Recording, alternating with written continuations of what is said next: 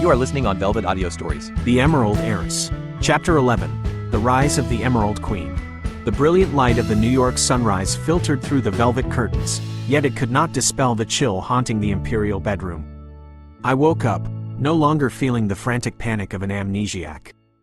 In its place was a cold, ruthless emptiness. Julian was sleeping beside me. In sleep, his face lacked its usual menace, yet his arm remained draped firmly across my waist, a possession that persisted even in his subconscious. The scar on his chest, the mark of the Night of the Fire, reminded me that my life was now irrevocably carved into his. I sat up, gently unbinding his hand. I stepped before the mirror, looking at the Heart of Eve, emerald glowing brilliantly against my throat. What are you searching for in the mirror? A lost soul? Or a new crown? Julian's voice rose, deep and magnetic. He had been awake for some time, his silver-gray eyes tracking my every move like a panther observing a tamed prey. I didn't turn around. I'm looking for a way to kill the man who killed my father, or a way to thank the man who saved my life. Which do you think I should choose, Julian? Julian stepped up behind me, his warm chest pressing against my back. He leaned down, kissing my bare shoulder, his lips brushing the white gold chain. Choose the path that makes you the strongest. Because the world out there is waiting to tear a weak Alara apart. But they will have to kneel before an Emerald Queen. He spun me around, forcing me to look directly into his eyes. Julian's obsession had entered a new phase. He no longer wanted to imprison my body. He wanted to manipulate my will. Adrian Wolfe has vanished. Seraphine has been stripped of her command over the security team, Julian whispered, his hand caressing my face. The Emerald Empire is waiting for its rightful heir. I will put you on the throne, but in return, you must belong to me, in every sense of the word. I curled my lip into a smile that felt foreign even to me. Hatred and survival instinct had molded a new Alara. You want me to belong to you? Then prove you are worthy of standing behind my throne, Julian. At that moment, Marcus knocked on the door, his voice urgent. Sir, the Emerald Board of Directors has called an emergency meeting. They have evidence of your stock manipulation. And there is a man claiming to be Alara's mother's lawyer waiting in the hall. Julian and I locked eyes. A new war had begun. No longer a matter of kidnappings or chases through the rain, but a psychological battle at the peak of high society, where blood isn't spilled on the floor but souls can be shredded by contracts.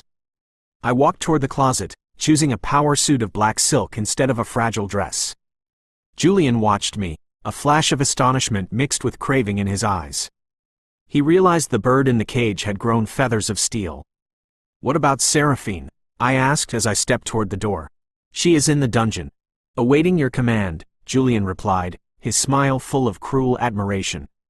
I stopped, looking at Julian one last time before entering the fray. Release her.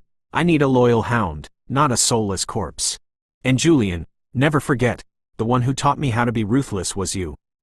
I walked away, the sound of my stiletto heels echoing against the marble floor like a declaration of war. The Emerald Queen had returned, and this time, she didn't need any salvation. The power dynamic has shifted. Alara is no longer the victim. She has become the co-pilot in Julian Vane's blood-soaked empire.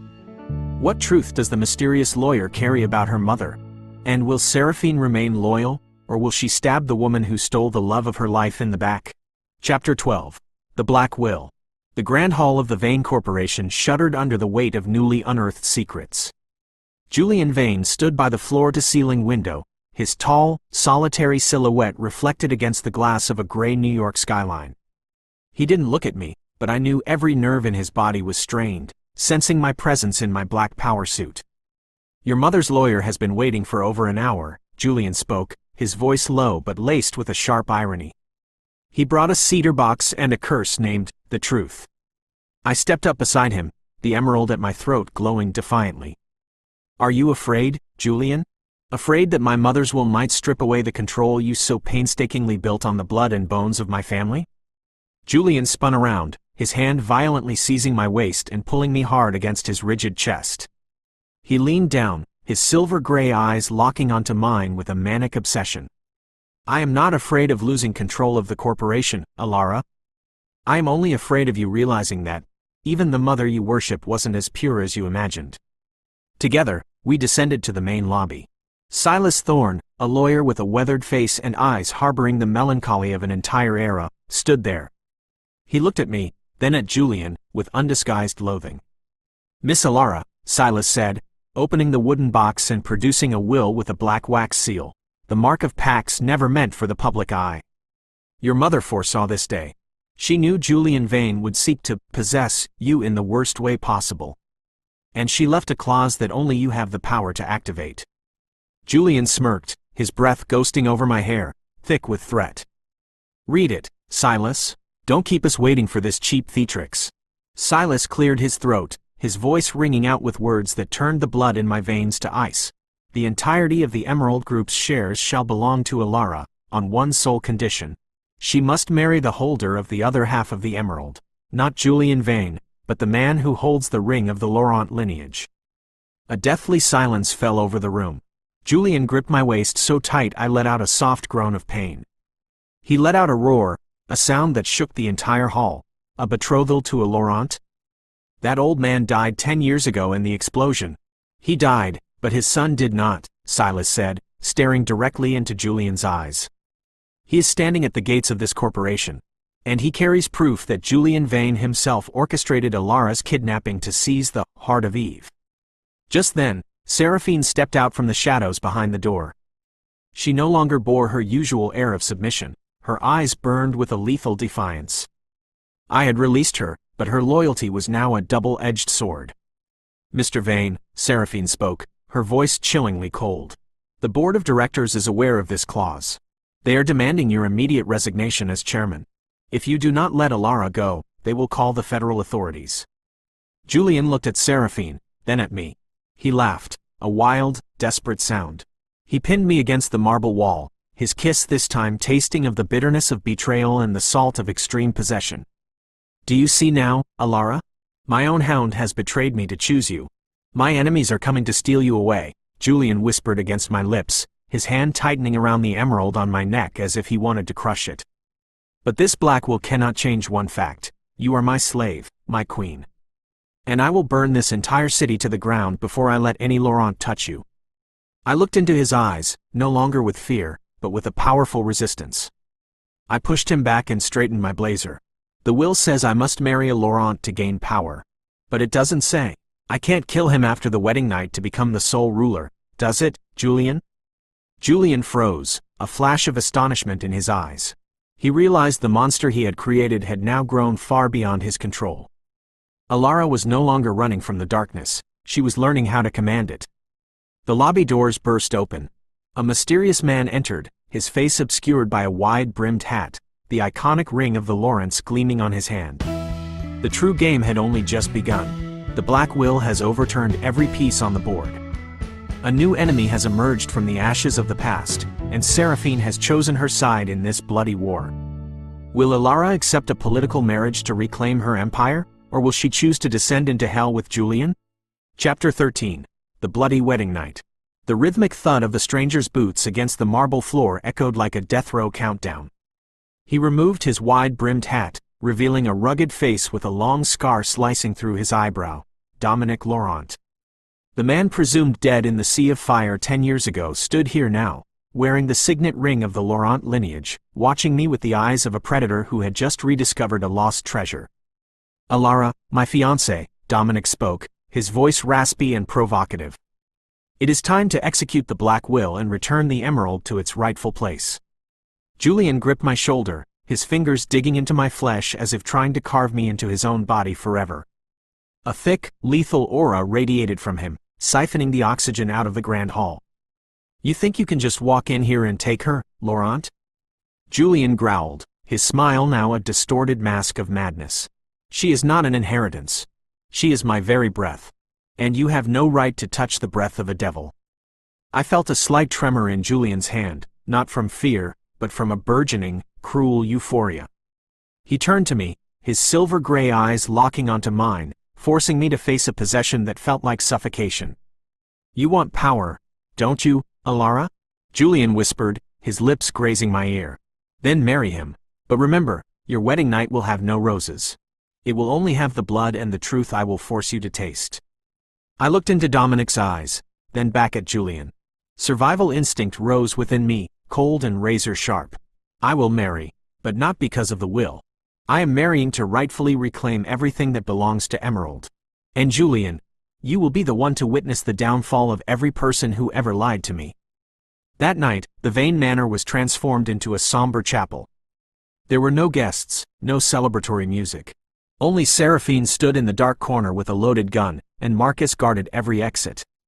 I wore a pristine white wedding dress, but the emerald still glowed with a brooding light around my neck. Julian stood at the head of the bed in the honeymoon suite, illuminated by black candles, watching me enter with Dominic.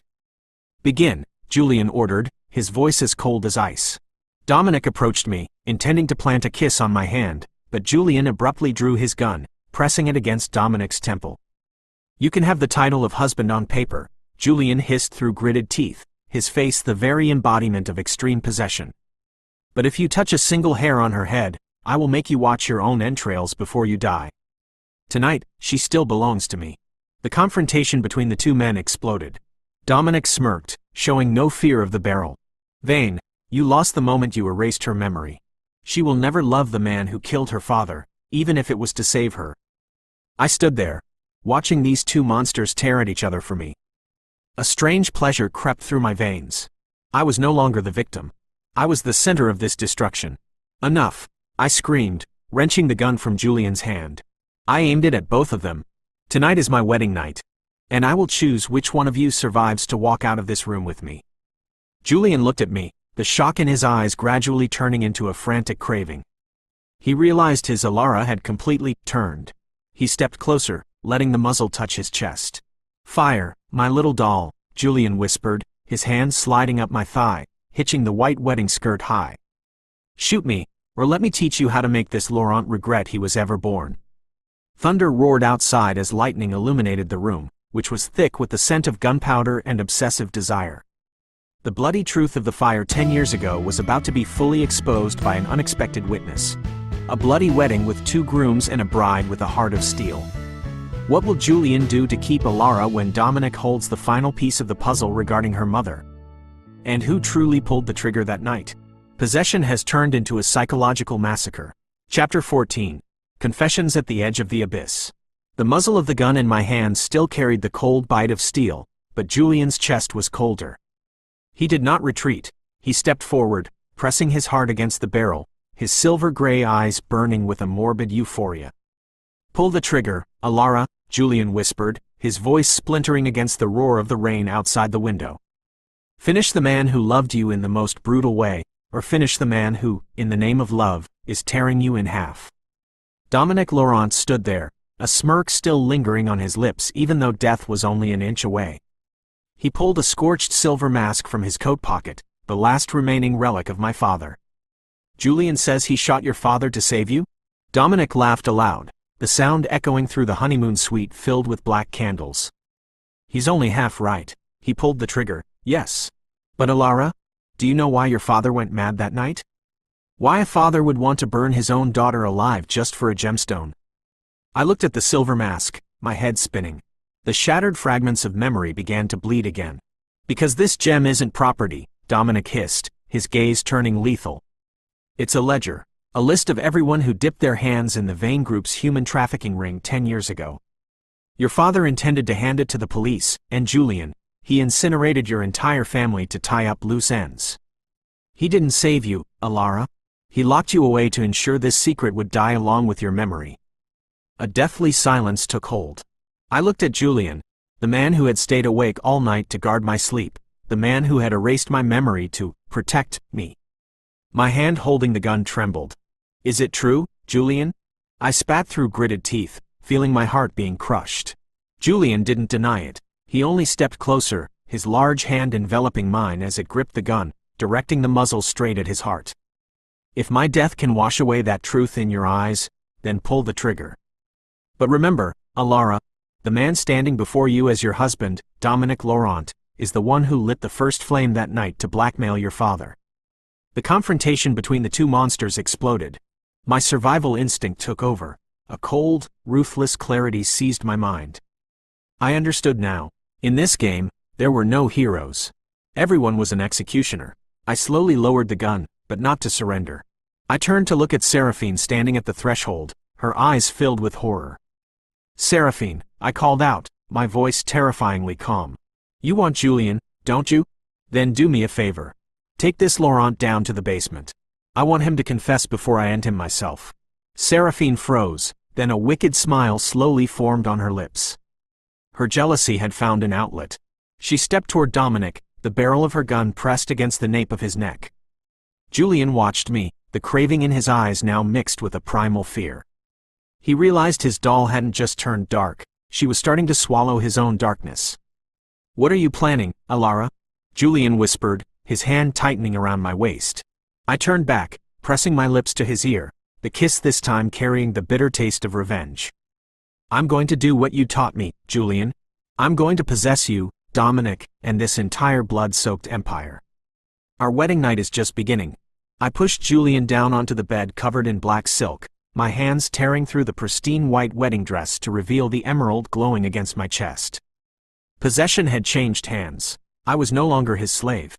He was the prisoner in the kingdom I had just built from the ashes. Outside, the thunder roared like the applause of the devil. Another secret, more horrific than the fire, had just been found by Silas Thorne inside the cedar box belonging to my mother. The queen has toppled the devil's throne. Alara begins a game of manipulation between Julian and Dominic, but what is the final secret that lawyer Silas is holding? Is Alara's mother truly dead, or is she the one pulling the strings from the shadows? Chapter 15. The Ghost of the Beautiful Woman. The honeymoon suite, thick with the scent of black candles and cedarwood, suddenly became suffocating as Julian gazed at me with eyes reflecting both worship and terror. He, the man who once reigned supreme in the New York underworld, was now kneeling at my feet on the black silk sheets, his hand gripping my ankle as if letting go for even a second would cause me to turn to ash. "You are becoming the most beautiful demon I have ever created, Alara," Julian whispered, his kiss burning against my skin. I didn't answer. I looked toward the door, where Seraphine had just dragged Dominic away, the sound of chains clattering against the stone floor. Survival instinct had taught me a costly lesson. In a world of predators, the winner is not the strongest, but the one most ruthless with their own heart. Crash! The doors to the grand hall downstairs burst open. Silas Thorne's frantic footsteps cut through the atmosphere heavy with desire and possession. He lunged into the room, face ashen, clutching a stack of weathered photographs taken from my mother's cedar box. "Stop! Everyone stop right now!" Silas screamed, his voice cracking with horror. "Julian, you aren't the only one protecting her. And Alara, you aren't the only one carrying emerald blood." Julian snapped to his feet, his assassin's instinct flaring as he drew his gun and aimed it directly at Silas's head. "Old man, if you don't have a damn good reason for ruining tonight, I'll send you to join your master in the afterlife." Silas didn't flinch. He threw a photograph onto the bed. In the picture stood a woman of transcendent beauty with emerald eyes identical to mine, standing next to a man whose face was obscured. But the most shocking part was the setting, a biological laboratory bearing the Vane Corporation logo from 10 years ago. "Your mother didn't die in the fire, Alara," Silas said with a tremor. "She was the one who designed the Heart of Eve system.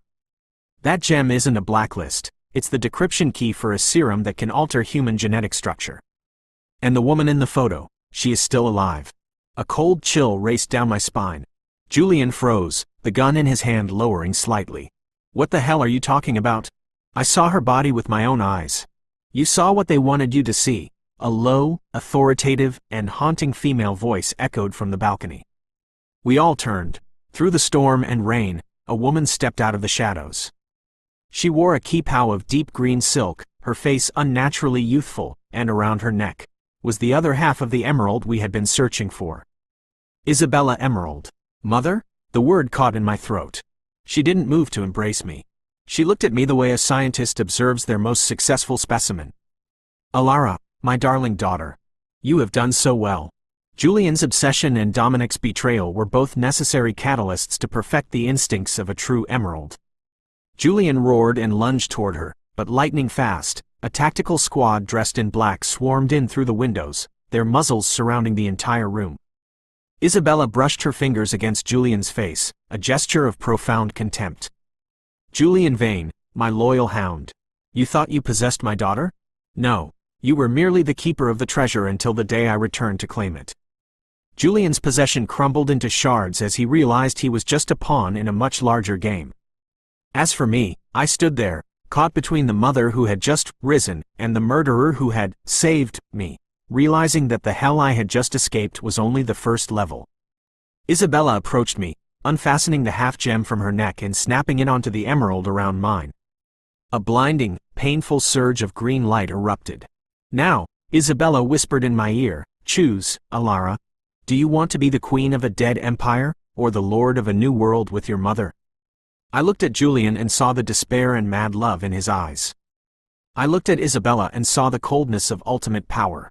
My survival instinct whispered an answer that neither of them expected. I snatched the gun from Julian's hand and pointed it straight at Isabella. You taught me how to be an emerald, mother. And the first rule of an emerald is, never share power with anyone. The ghost has returned with a plan for genetic genocide. Alara faces a brutal choice: destroy her own mother or become her tool. What will Julian Vane do when he realizes his love was merely an experiment? The final battle for the Emerald Crown has begun. Chapter 16: The Queen's Betrayal. The black muzzle of the gun in my hand did not waver. The green light from the two newly unified halves of the emerald at my throat burned brilliantly, casting a ghostly hue over Isabella's face. My mother, the woman who had just returned from the dead, looked at the barrel with an appreciative smile, a distorted form of maternal love birthed in a laboratory. Very good, Alara. Isabella stepped forward softly, ignoring the tactical squad's weapons surrounding us. That bloodlust, that ruthlessness, it is the very serum I painstakingly cultivated in your mind for 10 years. Julian was merely the incubator. You are the masterpiece. Julian slumped on the floor, blood from an old wound soaking his shoulder, yet the gaze he fixed on me was still filled with a pathetic, frenzied obsession. He realized then that he wasn't the creator of the monster.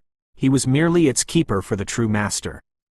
Alara, don't trust her, Julian wheezed, his hand reaching out, trying to touch the tattered hem of my wedding dress. She doesn't see you as human. To her, you are just version 2.0 of a biological weapon. I didn't look at Julian. I stared straight into Isabella's eyes. You're right, mother. I am an emerald. And an emerald never lets someone else hold her self-destruct switch. Not even her mother. Bang! The shot wasn't aimed at Isabella. I blasted the room's security control panel, activating an emergency lockdown protocol I had secretly learned from Marcus. Heavy steel shutters slammed down, cutting off Isabella's tactical team on the balcony. Inside the room, only I remained, along with a dying Julian and an Isabella whose face, for the first time, betrayed pure shock. What do you plan to do? Isabella hissed, the faux youthfulness on her face cracking. I am taking back what belongs to me. I stepped closer, slamming the butt of the gun into the nape of Isabella's neck, sending her crumpling to the floor. I coldly stripped the half-gem from her neck, the part containing the actual source code for the genetic serum. Julian looked at me, a rare tear tracing a path down his ironclad face. Will you kill me, Alara? Since I'm the one who erased your life? I knelt beside Julian, my hand caressing the scar on his chest before suddenly tightening around his throat. It wasn't an embrace, it was a reversal of possession. I leaned down, pressing a kiss heavy with the taste of blood onto his lips. No, Julian, death is too easy for you, I whispered, my voice carrying the very cruelty he had taught me. You will live. You will be my hound, my most loyal servant at the foot of my throne. I will cage you in your own cage, but this time, I hold the key. My survival instinct had won completely. I didn't choose my mother, I didn't choose my lover, I chose myself. The cellar door burst open, and Dominique Laurent staggered out, face covered in blood but clutching a detonator. Seraphine followed closely behind, her face as cold as a stone statue. She had chosen her side, the side of the strongest. The game is over, Julian, Dominic laughed maniacally. All the data on Project Emerald has been uploaded to the cloud. The world will know Vane and Emerald are monsters. I stood up, adjusting the now complete emerald around my neck. The world will know exactly what I want them to know, Dominic. I signaled Seraphine. A dry gunshot rang out. Dominic collapsed. He died without ever realizing that the person he wanted to rescue no longer existed. I looked out the window where a rescue helicopter was approaching. New York below remained glamorous and cruel, but now it had a new master. A queen rising from the ashes, carrying the heart of a devil and the memory of a dead angel. Julian looked at me, and in his eyes, there was no longer dominance, only absolute submission. He understood that from this moment on, he was the slave to the woman he had once intended to possess. Blood has stained the white wedding dress, and the throne has changed hands. Alara holds the final secret of the genetic serum, enslaving Julian and eliminating anyone in her way. But Isabella Emerald has not truly failed, and a new alliance is forming in the shadows to topple the Emerald Queen. Chapter 17. The Reversed Glass Cage. 3 months after the bloody wedding night, the Vane Manor was no longer a gloomy fortress. It had transformed into a brilliant but frigid crystal palace. New York knelt at my feet, and the Emerald Vane Corporation was now an empire without rivals. I stood before the floor-to-ceiling window of the chairperson's office, my forest green silk dress hugging the curves of my body, the unified emerald around my neck radiating a lethal power. "Ma'am, the item has been brought to the special interrogation room." Seraphine's voice rose behind me. She was now my most capable right hand, her loyalty built on a foundation of fear and respect for the strongest. I turned, the sharp click of my stilettos echoing against the marble floor. In the basement, in the very room where Julian once kept those surreptitious photos of me, he sat. There were no chains, no iron bars, yet Julian had not left. He sat in a leather chair, his silver-gray eyes fixed on the door. When I entered, I saw that his gaze no longer held dominance, but a morbid craving to be noticed by me. "You're late, Alara," Julian whispered, his voice hoarse. He approached and knelt at my feet, the hands that once held guns to kill now trembling as they touched the hem of my dress. "I have waited 18 hours for you in this darkness." I lifted his chin with the tip of my sharp heel, looking deep into the wreckage of those eyes. "That is the price of possession, Julian. You taught me that love is a cage. So, how do you like mine?" Julian's obsession had mutated. He no longer wanted to possess me. He wanted to be possessed by me. He savored this psychological torment like an opiate. He pressed his face into my cold hand, inhaling the scent of power and betrayal. "It is beautiful, because it bears your name," Julian laughed, a smile of cruel submission. "But you know, a hawk never forgets how to hunt. Isabella has begun her move. She has aligned with underground shareholders in London to freeze your assets."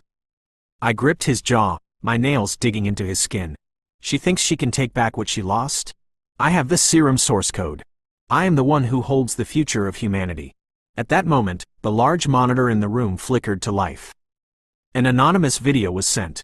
In the grainy footage, a man whose face was identical to my father's, the man presumed dead at Julian's hand, stood next to Isabella at a secret military base. "The game has only just begun, Alara," Isabella's voice rang through the speakers, dripping with mockery. "You think you've won? You only grabbed the shell. The real serum is in the blood of the man you are pampering at your feet." I froze, looking down at Julian. He looked up at me, a sinister glint in his eyes. He knew, he had always known.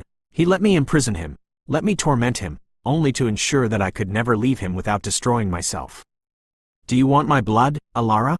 Julian stood up, pinning me against the stone wall, his kiss heavy with the metallic taste of blood and the madness of extreme love. "Take it. Tear me apart. Only then will we truly become one." My survival instinct screamed that this was a trap, but my thirst for power and the reversed possession made it impossible to let go. I pulled a small blade from my thigh and carved a line across his arm. The blood flowed deep crimson, but it shimmered with an emerald green hue under the lights. The genetic serum isn't in the gem, it's in the body of the murderer. Julian Vane has turned himself into a sacrificial lamb to bind Alara to him forever. Is Alara's father truly alive, or is he merely a perfect clone created by Isabella? The hunt for the green serum officially begins. Chapter 18. The Feast of the Clones. The blood flowing from Julian's arm was more than just red. Under the LED lights of the interrogation room, it shimmered with emerald green particles, moving as if they possessed a will of their own. Julian looked at me, his breath hitching, his face dazed in a state of painful euphoria as he watched me consume this horrific truth. "The serum, it's dissolving my soul, Alara," Julian whispered, his smile now a fusion of extreme love and self-destruction. "Isabella has used me as a living test subject since 10 years ago. That is why I survived the explosion, and that is why I could never let anyone touch you. Because only your blood can restrain the monster inside me. I gripped the blade in my hand, my survival instinct urging me to kill him immediately to sanitize this plague, but possession held me back. He was my only cure, and I was his only shackle. Seraphine, prep the chopper, I barked, my voice as cold as tempered steel. We're going to Isabella's base. I want to see what kind of cheap knockoff my father really is. We touched down on an isolated island in the middle of the Atlantic, where an ancient castle outfitted with futuristic tech emerged from the mist. Inside, a banquet was in full swing. But this was no high society gala. Seated in velvet chairs were 10 men with faces identical to my father's, Thomas Emerald. They sat motionless, wearing the same suits, the same watches, their eyes as vacant as wax dolls. Isabella stood at the center of the hall, clutching a glass of deep crimson wine. She watched Julian and me enter, her eyes gleaming with the satisfaction of a mathematician who had just solved a complex proof. Welcome to the family dinner, Alara, Isabella laughed, her voice echoing through the vast hall. You see, your father's death 10 years ago was merely a waste of resources. Why grieve for one man when I can create an entire army of him? These men are more loyal, stronger, and they never betray. I looked at the clones of my father, a wave of nausea surging within me. You are a monster, Isabella. No, I am a god, she countered, setting down her glass and stepping toward Julian. And Julian is prototype 0. The serum in his blood is the most perfected version. Alara, if you want to hold this empire forever, you must merge your blood with his under my witness. Julian let out a roar and lunged at Isabella, but the clones of my father stood up in unison. They moved with supernatural speed, swarming Julian with lethal strikes. It was a horrific sight. The faces I once loved most were tearing apart the man I simultaneously wanted to kill and possess. The possession within me exploded into a visceral rage. I drew my gun and fired directly into the head of the nearest clone. Emerald green blood splattered across my dress. Stop, I screamed, aiming the weapon at Isabella. You think you can control me with these soulless husks? Isabella looked at me, her gaze suddenly softening in a terrifying way. Don't you understand, Alara? I'm not controlling you. I am creating a world where you will never have to be alone again. A world where every traitor can be replaced by a perfect copy. Just then, Julian collapsed, his eyes turning entirely emerald green. The serum was seizing control. He looked at me, no longer the Julian the first knew, but a menacing new entity. Alara, run. Those were the final words of his humanity before he stood up and brutally snapped the neck of a clone. The entire castle began to shudder as a remote self-destruct sequence was activated. Seraphine appeared from behind, a control device in her hand. I've chosen my side, ma'am, Seraphine said, but this time she wasn't looking at me. She was looking at Isabella, the side of the woman who promised me a perfect clone of Julian, one who will love only me. Seraphine's betrayal has pushed Alara into the devil's den. Julian has lost control, transforming into a biological killing machine. Will Alara choose to save the man she loves or destroy the entire island to protect humanity from a cloning catastrophe? And who is truly pulling Seraphine's strings from the shadows? Chapter 19. The Fall of the Emerald Empire. The alarm blared through the stone corridors of the castle, merging with the roar of thunder over the Atlantic. Seraphine stood there, her thumb hovering over the detonator, her eyes no longer submissive but ignited with the madness of a new convert. A clone of Julian just for me, Seraphine whispered, her lips trembling. No more Alara, no more of this toxic possession. Only perfect love. I looked at Julian, he was now completely transformed.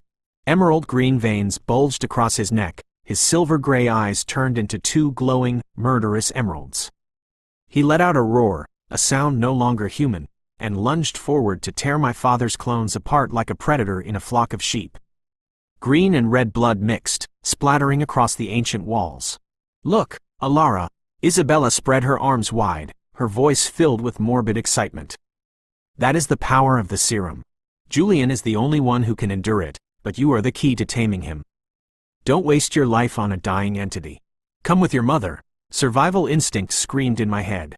On one side was a devil mother with a clone army, on the other was a lover-turned-monster, and behind me was the betrayal of my closest confidant.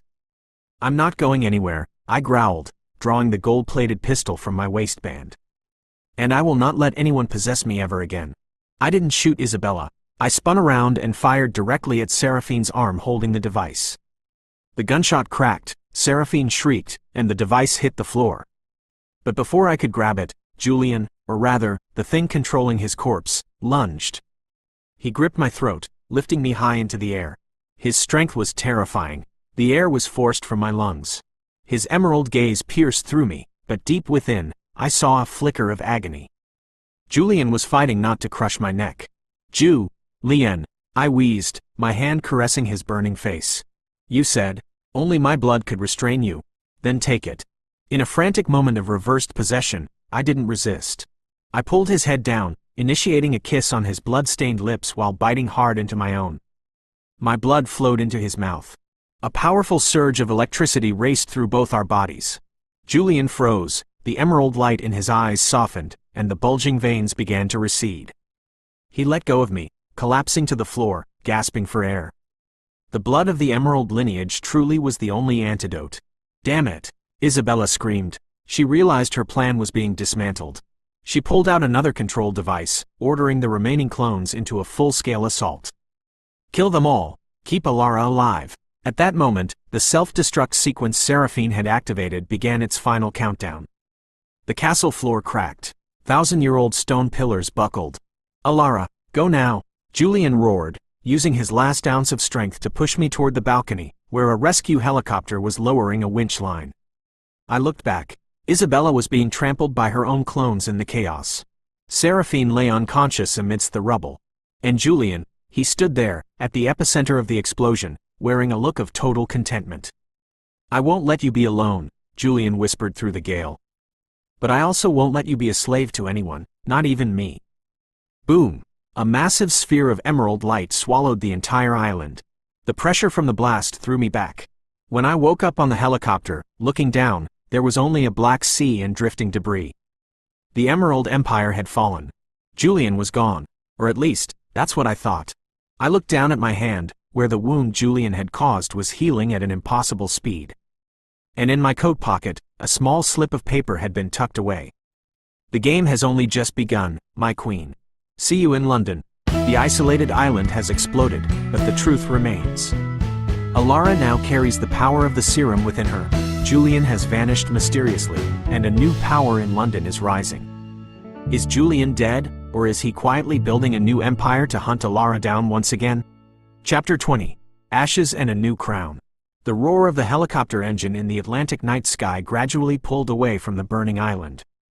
I leaned my head against the cold glass, watching the massive sphere of emerald light swallow everything below. My mother's madness, Seraphine's betrayal, and Julian. I unfolded the small slip of paper in my palm. His firm, arrogant handwriting felt like a blade slicing straight through my heart. The game has only just begun, my queen. See you in London. He's not dead, I whispered, a smile, somewhere between agony and euphoria, forming on my lips. Julian Vane would never die that easily.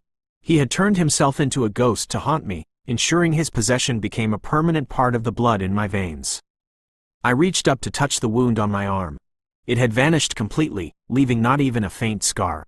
The serum in Julian's blood had merged with mine through that bloody kiss.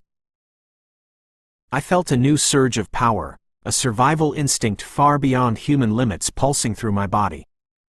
Where to, ma'am? The pilot's voice broke through my thoughts. It was an unfamiliar face, but his eyes held absolute submission.